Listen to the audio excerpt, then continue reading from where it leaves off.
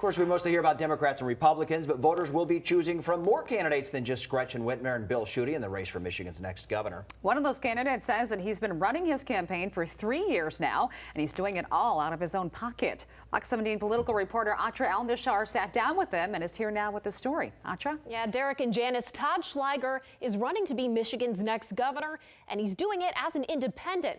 And even though Michigan has never elected an independent governor, Schleiger tells me he thinks he's got a real shot.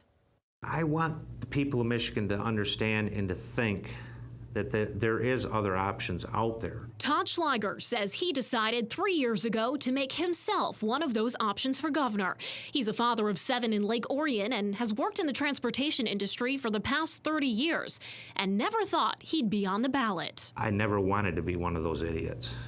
And I literally said that. Both of the major parties, the Democrats and Republicans, they're broken so bad they can't get anything done for the people. One of the things Schleiger wants to get done is changing how the state spends its gas tax revenue. The state collects $12.5 billion annually, but they're only using less than 30% of it on our roads.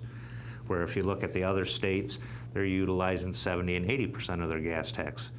I mean, when you look at that, that's a recipe for failure. But according to the state budget office, the state of Michigan only collected just over $2.5 billion, though Schleiger says the state isn't being totally transparent about how much they actually collect. Schleiger also makes education a priority and wants to increase the current education budget by about $3 billion. I have a $20 billion budget that encompasses 2 years of community college bringing it into the public school realm, something that hasn't been done. I just believe in our public schools. They've went down since Engler. Schleiger says he's traveled to every single county in the state campaigning using only his own money. Every week, I take so much money out of my check and make sure I have gas money to go places. Or how much? How much? Are you taking out of your checks? My wife ain't gonna see this. Probably about 1/3 of my check every week. Schleiger is open about how much of his own money he's spending on this election, and he also says he has nothing to hide when it comes to his criminal history. According to online state police records, Schleiger pleaded guilty to a misdemeanor domestic violence charge in 1995. In 2011, he pleaded no contest to another charge of misdemeanor domestic violence and/or knowingly assaulting a pregnant individual. Despite his pleas, Schleiger tells Fox 17 that he has never hit a woman and that the woman in the 2011 charge was his wife and that she was not pregnant.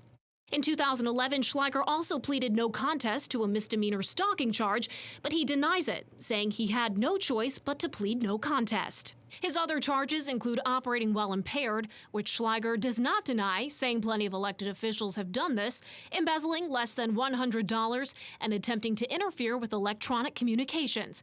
Schleiger says with the exception of the operating while impaired charge, he was treated unfairly, and that his history is an example of what he calls corruption in the court system. Do you think you'll win?